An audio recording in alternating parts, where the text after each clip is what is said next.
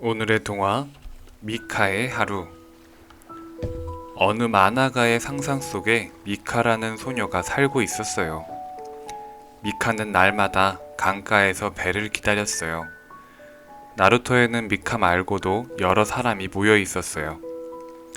다들 배에 오르기만을 간절히 바라고 있었죠.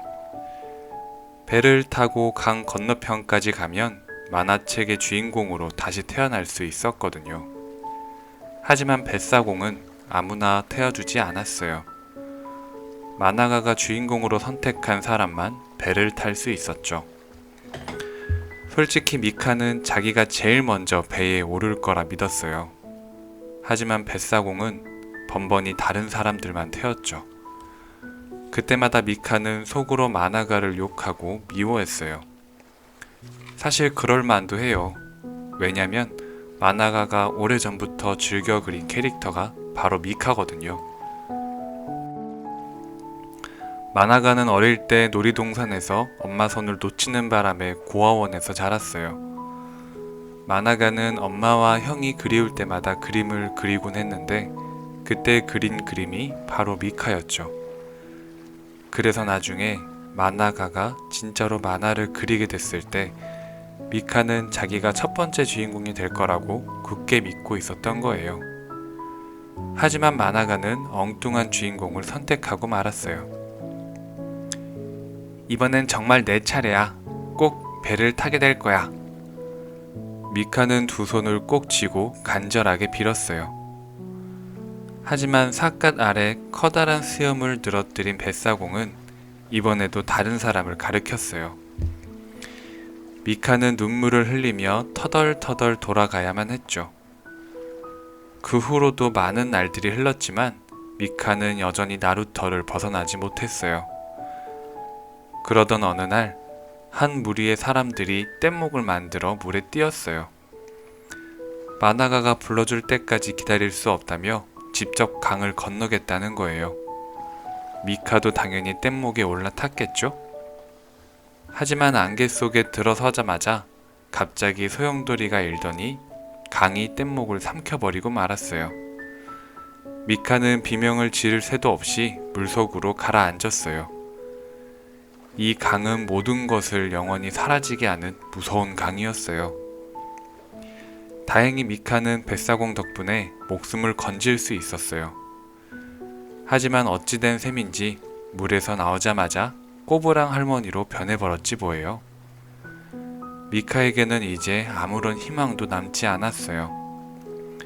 그저 눈물과 한숨으로 하루하루를 보낼 뿐이었죠. 그때부터 미카는 나루터 식당에서 오갈 데 없는 사람들에게 국수를 만들어주며 살았어요. 미카처럼 오랫동안 배를 기다려온 사람들이 대부분이었죠. 그 중에는 재롱둥이 소년도 있었어요. 그 소년은 미카 곁에서 식당 일도 돕고 손님들을 재밌게 해주는 제주꾼이었죠. 녀석도 다른 사람들처럼 배를 타고 강을 건너는 게 꿈이었어요. 그런데 언제부터인가 배가 나타나지 않았어요. 아무리 기다려도 강 위로는 짙은 안개만 끼어 있었죠. 배를 기다리던 사람들도 하나둘씩 나루터를 떠났는가 싶더니 나중엔 미카와 소년만 남게 되었어요.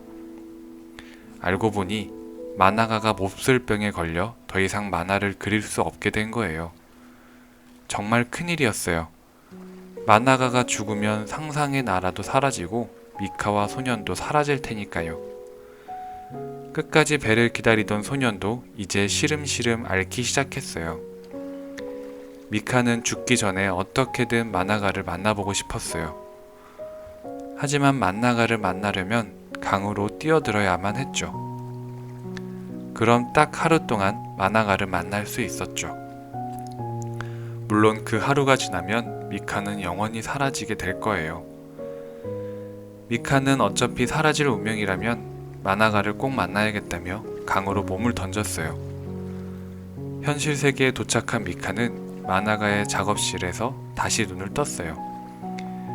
예전에 만화가가 살던 고아원이었죠. 미카는 많이 놀랐어요.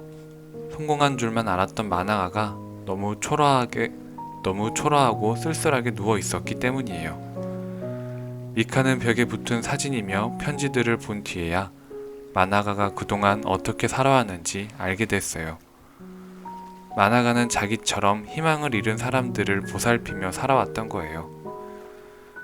미카는 다락방에서 예전에 마나가가 즐겨 그리던 자기 모습도 보았어요. 그러다 마나가의 머리맡에 놓인 낡은 액자를 보는 순간 미카는 그만 눈물을 흘리고 말았어요.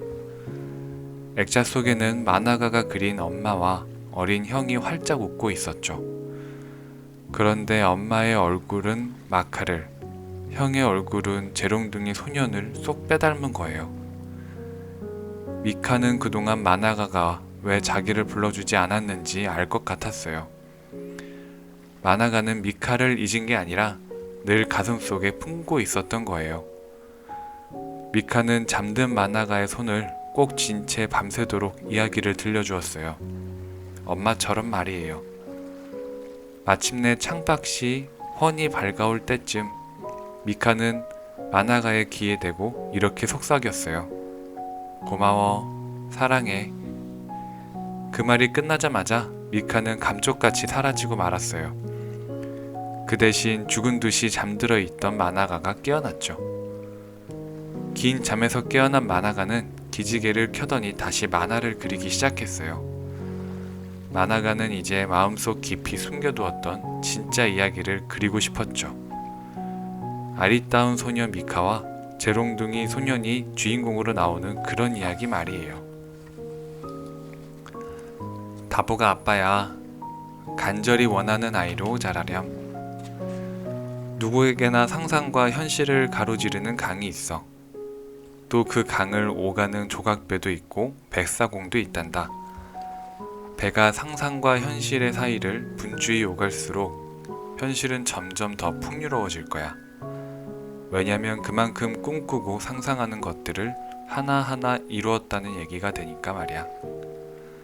물론 상상만 열심히 한다고 다 되는 건 아니란다.